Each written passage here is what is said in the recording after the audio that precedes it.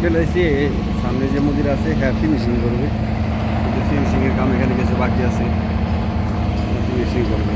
Finishing আমার ছিল না, তো ইনস্টল আমার ছিল, তো সেক্ষেত্রে ইনস্টলগুলো মোটামুটি কমপ্লিট পুরো এরিয়ার।